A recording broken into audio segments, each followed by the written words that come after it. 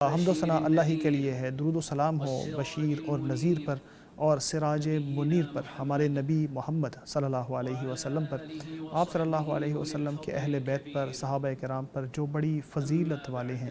اس کے بعد انسان اپنے آپ کو بہتر کر سکتا ہے اور عزت دلا سکتا ہے، اور اپنے آپ کو عزت دلانے کا طریقہ یہی ہے کہ وہ اللہ تبارک و تعالیٰ کی عبادت کرے، اور جو شخص اپنے آپ کو رسوا کرنا چاہتا ہے وہ اپنے پروردگار کی نافرمانی کر لے۔ اللہ کے بندو، وہ رکاوٹیں جو اللہ تبارک و تعالیٰ کے راستے میں آتی ہیں، جو اللہ کی طرف جاتے ہوئے آتی ہیں، ان میں ایک چیز یہ ہے کہ انسان گناہ کرے اور اس کے اوپر بضد رہے۔ اللہ تبارک و تعالیٰ نے مغفرت کا وعدہ کیا ہے اور ان لوگوں کو نعمت اور جنت عطا فرمانے کا وعدہ کیا ہے جو مغفرت طلب کرتے ہیں۔ اللہ کا فرمان ہے، اللہ کی مغفرت پانے کے لیے اور ایسی جنت کو پانے کے لیے جس کی چوڑائی اتنی ہے جتنے زمین اور آسمان، اس کے لیے ایک دوسرے سے مقابلہ کرو جو متقین کے لیے تیار کی گئی ہے، جو اچھے اور برے حالات میں خرچ کرتے ہیں اللہ کی راہ میں، غصے کو پیتے ہیں، لوگوں کو معاف کرتے ہیں۔ اللہ ایسے احسان کرنے والوں کو پسند کرتا ہے۔ وہ لوگ کہ جو کوئی برائی کر بیٹھتے ہیں تو اپنے نفس پر اپنے نفس پر ظلم کر بیٹھتے ہیں، یاد دہانی جب ہوتی ہے تو وہ معافی مانگتے ہیں، اللہ کی طرف پلٹ آتے ہیں اور اپنے گناہ پر بضد نہیں رہتے جبکہ وہ اس چیز سے جانتے بھی ہوں۔ اللہ کے بندو، اللہ تبارک و تعالیٰ سے معافی مانگنا اور کسی گناہ پر بضد رہنا ایسی ضدیں ہیں جو کبھی جمع نہیں ہو سکتی۔ استقامت اور کسی گناہ پر بضد رہنا ایسی ضدیں ہیں جو کبھی جمع نہیں ہو سکتی۔ جو شخص اللہ تبارک و تعالیٰ کی طرف جاتے ہوئے یہ یاد رکھتا ہے کہ اللہ تبارک و تعالیٰ کے راستے پر مسلسل چلتے جانا ہے اور برائیوں سے بچنا ہے، انسان کی اس میں بھلائی یہ ہے کہ انسان یہ محسوس کرے کہ وہ بہت زیادہ گناہوں میں پڑ گیا ہے اور پھر اس گناہوں کے دلدل سے بچنے کی کوشش کرے اور اس سے نکلنے کی کوشش کرے، تو یہ انسان کی سعادت ہے۔ نبی اکرم صلی اللہ علیہ وسلم کی سنت بھی اور اس سے پہلے کلام پاک بھی ان آیات سے اور ان احادیث سے بھرے ہیں کہ جن پر اگر انسان عمل کر لے تو انسان گناہوں کی تاریکی سے نیکی کی روشنی کی طرف آ جاتا ہے۔ اللہ تبارک و تعالیٰ اپنے ان بندوں کو پکارتا ہے جو اپنے نفس پر زیادتی کر چکے ہوتے ہیں، رحمت بھری آواز میں یا رحمت بھری باتوں میں، الفاظ میں اللہ تبارک و تعالیٰ ان کو پکارتا ہے کہ اے میرے بندوں جنہوں نے اپنے نفس پر ظلم کیا ہے، اللہ کی رحمت سے کبھی مایوس نہ ہونا، اللہ سارے گناہ معاف فرما دیتا ہے، وہ غفور الرحیم ہے۔ اللہ کی طرف پلٹ آؤ، اس کے سامنے جھک جاؤ، اس سے پہلے کہ آپ کے اوپر عذاب آ جائے اور آپ کی مدد کرنے والا کوئی نہ ہو، اور جو اللہ کی طرف سے بہترین کلام نازل کیا گیا اس کی پیروی کرو اس سے پہلے کہ اچانک عذاب آ کے آپ کو پکڑ لے اور آپ کو احساس تک نہ ہو۔ تو یہ دو اہم آیات ہیں جس سے ان لوگوں کے لیے امید کے دروازے کھل جاتے ہیں جو بار بار گناہ کا شکار ہو چکے ہوتے ہیں۔ جب وہ سنتے ہیں کہ اللہ تبارک و تعالیٰ نے ان کو پکارا ہے اور اللہ تبارک و تعالیٰ نے ان کو بلایا ہے جبکہ وہ اللہ کی نافرمانی کر چکے ہوتے ہیں، تو جو بے نیاز ہستی ہے اللہ تبارک و تعالیٰ، وہ اپنے بندوں کو پکار رہا ہے، اپنی رحمت کی طرف بلا رہا ہے، جبکہ ان کی مایوسی ان کو اللہ سے دور کرتی جا رہی تھی، کیونکہ بہت سارے گناہ وہ کر چکے تھے، اپنے نفس پر ظلم کر چکے تھے۔ اللہ تبارک و تعالیٰ رحیم بھی ہے، وہ ودود بھی ہے۔ وہ یہ بتاتا ہے کہ اللہ اپنے بندوں کے سارے گناہوں کو معاف فرما دیتا ہے، چاہے وہ جتنے بھی زیادہ ہوں، چاہے وہ جتنے بھی ہوں، کیونکہ وہ معاف کرنے والا ہے۔ وہ ان کی پردہ پوشی بھی کرتا ہے، وہ جانتا ہے کہ وہ سزا دے سکتا ہے، لیکن وہ گناہ سے توبہ کو قبول کرتا ہے۔ پھر وہ لوگوں سے یہ بھی فرماتا ہے جب تک وہ مہلت میں ہے، یعنی موت سے پہلے ہیں، ابھی موت کا وقت ان کے اوپر نہیں آیا، تو اللہ تبارک و تعالیٰ نے ان کو موقع دیا ہے کہ وہ اللہ کی طرف پلٹ آئیں اس سے پہلے کہ اچانک پکڑ آ جائے، اور جب پکڑ آ جائے گی تو پھر کوئی فائدہ اس کا توبہ کا نہیں اٹھا سکے گا۔ اللہ کی رحمت یہ ہے کہ اللہ نے اپنے گناہ گار بندوں کے لیے ایسے اسباب اور ایسے راستے بنائے ہیں کہ اگر وہ ان کے اوپر چلیں اور ان کے اوپر قائم رہیں تو وہ اللہ تبارک و تعالیٰ کی پکڑ سے بچ جائیں گے۔ پھر ان کو ثواب بھی ملے گا کہ وہ ان چیزوں سے نفرت کرتے تھے جو اللہ کو ناپسند تھی۔ اس لیے اہل ایمان کو چاہیے کہ ایسی چیزوں کے اوپر قائم رہیں۔ مسلمان کو چاہیے کہ جتنی مرتبہ بھی گناہ ہو جائے توبہ ضرور کرے، کیونکہ اللہ کی رحمت سے کبھی نہ کبھی وہ اس گناہ کو لازمی چھوڑ ہی دے گا۔ اللہ تعالیٰ کا فرمان ہے جو کوئی گناہ کر لے، اپنے نفس پر ظلم کر لے، پھر اللہ سے معافی مانگ لے تو وہ اللہ کو معاف کرنے والا اور رحم کرنے والا پائے گا۔ امام المتقین محمد صلی اللہ علیہ وسلم کا طریقہ بھی یہی تھا، جبکہ وہ معصوم تھے، کوئی غلطی نہیں کرتے تھے، اس کے باوجود 100 مرتبہ روزانہ اللہ سے معافی مانگتے تھے، تو بھلا دوسرے لوگوں کا حال کیا ہوگا؟ نبی اکرم صلی اللہ علیہ وسلم کا فرمان ہے، اے لوگو اللہ کی طرف توبہ کرو، رجوع کرو، کیونکہ میں ایک دن میں اللہ سے 100 مرتبہ معافی مانگتا ہوں۔ اسی طرح نبی اکرم صلی اللہ علیہ وسلم کا یہ فرمان بھی ہے، اللہ کی قسم میں اللہ تبارک و تعالیٰ سے ایک دن میں 70 بار سے زیادہ معافی مانگتا ہوں۔ امیر المومنین عمر بن عبد العزیز رضی اللہ تعالیٰ عنہ یہ فرمایا کرتے تھے کہ اے لوگوں، جس کے اوپر کوئی گناہ آ جائے یا کوئی گناہ کر بیٹھے وہ توبہ کرے، اللہ کی طرف پلٹ آئے، اگر اس سے دوبارہ گناہ ہو جائے تو معافی مانگے، پھر توبہ کرے، اگر پھر پلٹ آئے پھر معافی مانگے اور پھر توبہ کرے، کیونکہ جتنے گناہ ہیں وہ لوگوں کی گردنوں میں ان کے طوق بنے ہوتے ہیں، اور جب انسان ان کے اوپر بضد ہوتا ہے تو وہ کھل نہیں پاتے۔ یاد رکھیے کہ انسان کی توبہ انسان کی بڑی عبادات میں شامل ہے۔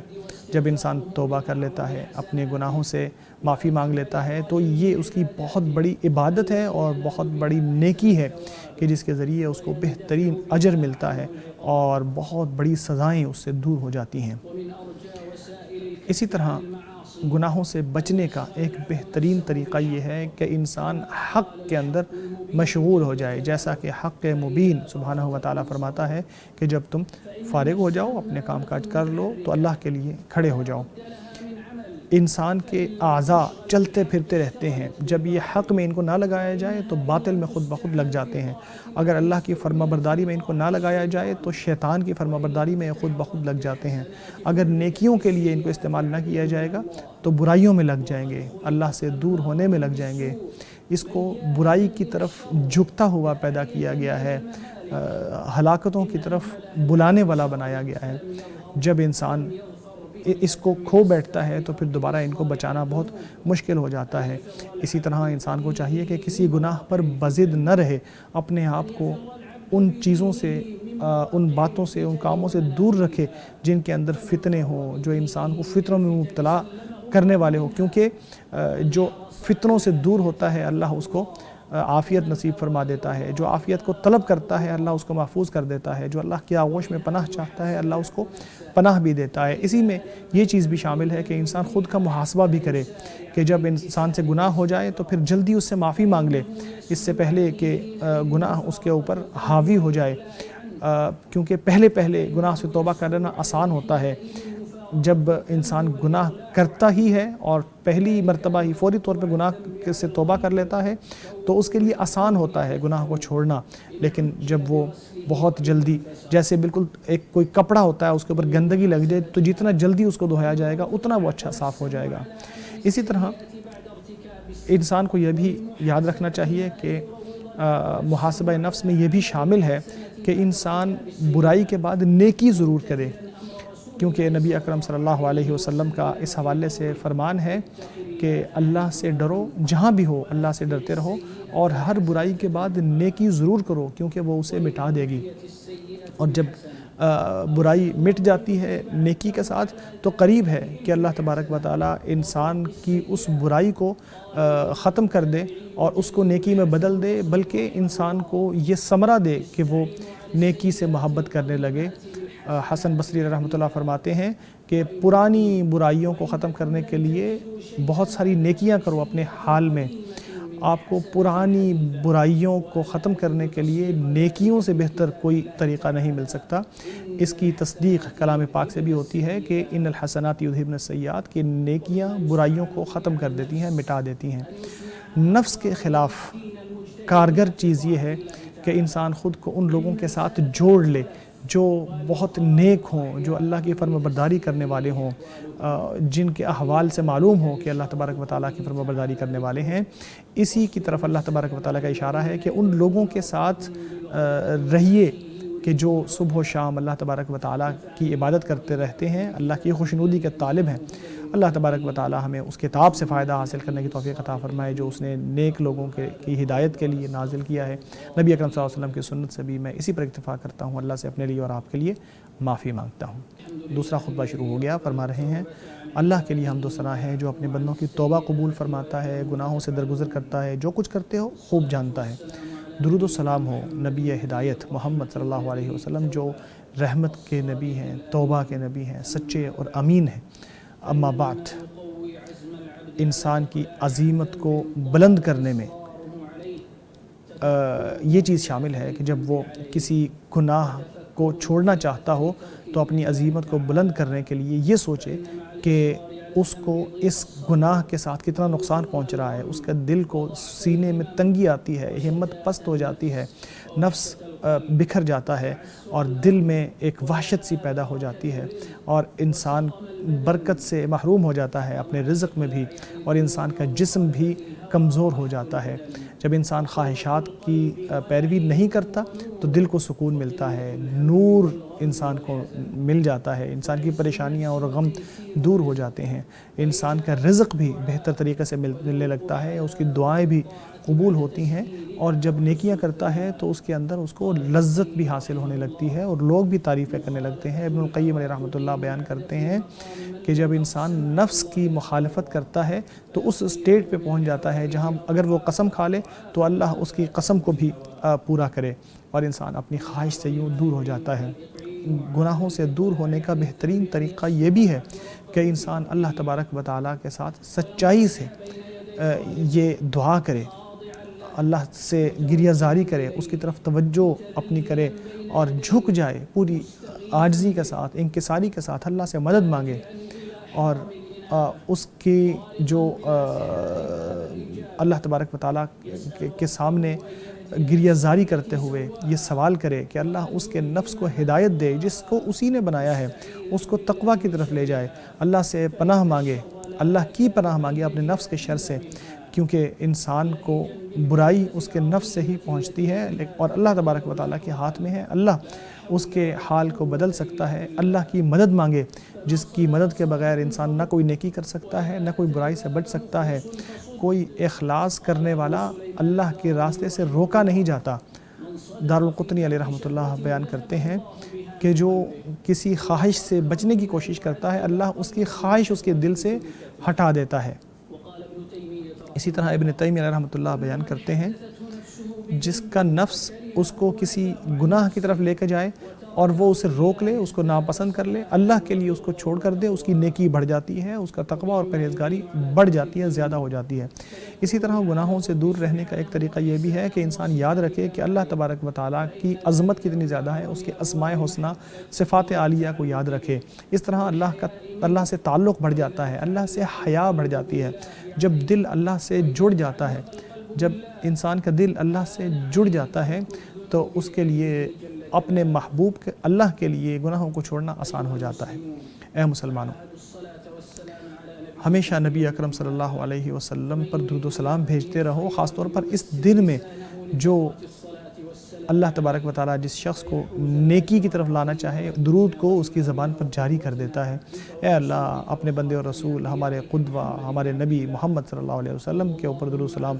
نازل فرما۔ اے اللہ چاروں خلفائے راشدین سے راضی ہو جا جو سنت متبعہ والے ہیں، ابو بکر عثمان اور علی سے، اور تمام صحابہ کرام سے بھی راضی ہو جا، تمام تابعین سے اور قیامت تک ان کی پیروی کرنے والوں سے۔